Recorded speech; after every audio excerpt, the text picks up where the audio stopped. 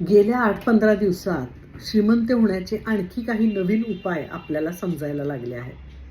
म्हणजे युनिव्हर्सला वाटतंय की मी करोडपती व्हायलाच पाहिजे, म्हणून मला असेच रील्स येत आहेत. हां, ते मसाल्याचे वगैरे उपाय संपले. ते आता ओल्ड फॅशन झाले. आता हे नवीन उपाय आहेत. कोणते? तर 5 स्टार हॉटेलच्या लॉबीमध्ये रोज 15-20 मिनिटं जाऊन बसा. महागड्या गाड्यांच्या शोरूममध्ये जा आणि महागड्या गाडीमध्ये बसा.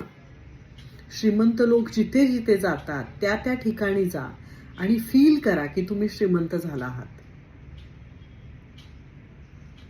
मला इतकी मजा वाटायला लागली. म्हणजे असं सगळं केलं की आपण श्रीमंत होणार, आपण करोडपती होणार. इतकं सोपं आहे हे. आणि आपण मात्र वर्षानुवर्ष कष्ट करतोय, मेहनत करतोय. खरोखर मजा वाटते. ही लोक इतकी कन्व्हिन्सिंगली आपल्याला सांगत असतात की असं असं करा, आप करोडपती नहीं बनोगे तो मुझे बता देना, मुझे यहाँ पे रिप्लाय करना, 1 महीने के अंदर, 2 महीने के अंदर, असे ते आपल्याला टाइम स्पॅन सुद्धा देतात. कष्ट करा, कष्टाला पर्याय नाही. अभ्यास करा, चांगलं शिक्षण घ्या, मेहनत करा. या सगळ्या गोष्टींना काही व्हॅल्यूच नाही आता.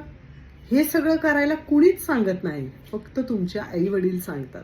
कारण तुमच्या आई वडिलांना माहीत असतं की आपल्या मुलांनी काय केलं म्हणजे तो श्रीमंत होईल, पैसे कमवेल, आणि त्यासाठी योग्य करायच्या गोष्टी कोणत्या आहेत. असले सगळे उपाय सांगणारे लोक तुमच्या जवळचे नसतात, किंवा तुमचे हितचिंतकही नसतात. तुमचे हितचिंतक असतात तुमचे आई वडील, ज्यांना मनापासून खरोखर वाटत असतं की तुम्ही यशस्वी व्हाल. आणि यशस्वी होण्यासाठी ज्या योग्य गोष्टी आहेत त्या करायला फक्त तुमचे आई वडील तुम्हाला सांगत असतात.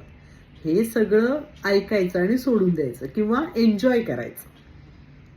हसायचं स्वतःशीच की इतकं सोपं आहे श्रीमंत होणं. होऊया आपणही.